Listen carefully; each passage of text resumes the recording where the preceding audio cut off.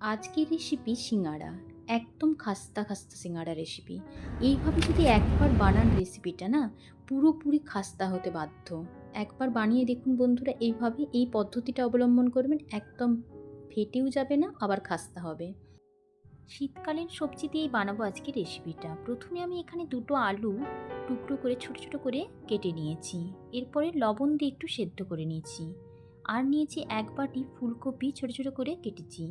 আর 100 গ্রাম মটরশুঁটিকে ছাড়িয়ে নিয়েছি। আর গাজর আর বিটটাকেও আমি সেদ্ধ করে কুচিয়েছি দুটোকে। এরপরে ময়দাটা মেখে নেব। তার জন্য 2 কাপ ময়দা নিয়ে নিয়েছি। আর নিয়ে নিচ্ছি স্বাদ অনুযায়ী একটু লবণ। লবণ আর ময়দাটাকে ভালো করে মিশিয়ে নেওয়ার পর এরপরে আমি 5 টেবিল চামচের মতো রিফাইন্ড অয়েল দিয়ে দিলাম এবং এভাবে ঝুরঝুরে হয়ে যাওয়া পর্যন্ত ভালো করে মিশিয়ে নিতে হবে। এরপর অল্প অল্প জল দিয়ে ভালো করে ডোটাকে মাখতে হবে। খুবই শক্ত এবং টাইট হবে, খুব একটা নরম হবে না, তবে মাখতে মাখতে হালকা সফট হয়ে যাবে।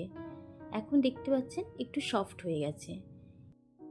এখন আমি ভাজা মশলাটা বানাবো। 1 টেবিল স্পুন করে মৌরি, 5 ফোড়ন আর গোটা জিরে দেওয়া আছে, আর 2টো শুকনো লঙ্কা হালকা ভেজে নিলে একটা ভালো সেন্ট এসে যাবে। তারপরে একটুখানি গুঁড়ো করে নিতে হবে। এরপরে 2 টেবিল চামচ সর্ষের তেল দিয়ে আমি ছোট ছোট করে কেটে রাখা ফুলকপিগুলোকে ভেজে নেব। তবে লো ফ্লেমেই ভাজতে থাকবো ফুলকপিগুলো। লবণ দিয়ে লো ফ্লেমেই ভাজবো, তাহলে সেদ্ধ হয়ে যাবে, আবার লাল লাল হয়ে ভাজাও হয়ে যাবে। এখন দেখতে পাচ্ছেন পুরো লাল লাল হয়ে ভাজা হয়ে গেছে। এরপরে দিয়ে দিচ্ছি মটরশুঁটিটা। মটরশুঁটিটা দিয়ে দিলে এই টাইমে, কারণ এটা কাঁচা আছে সেই জন্য এটাও একটু সেদ্ধ ভাজা হয়ে যাবে। এরপরে আদা কুড়ে দিলাম আর দিয়ে দিলাম 2টো কাঁচা লঙ্কা কুচি। মশলাটা এখন ভাজা ভাজা হয়ে গেছে। এরপরে আমি আলু, গাজর আর বিটটা দিয়ে দিচ্ছি। তিনটিকেই আমি লবণ দিয়ে সেদ্ধ করেছিলাম। আলুটাকে আমি খোসা সমেত রেখেছি, এতে টেস্টটা খুব ভালো হয় সিঙ্গাড়ার পুরের। এরপরে আমি লো ফ্লেমেই এটাকে রাখবো। 5 টেবিল চামচ জল দিয়ে ঢাকা দিয়ে একটু সেদ্ধ হতে দেব। এখন ঢাকা খুলে নিচ্ছি, সেদ্ধ হয়ে গেছে। এরপরে আমি খুন্তির সাহায্যে একটু সবগুলোকে ঘেঁটে নেব।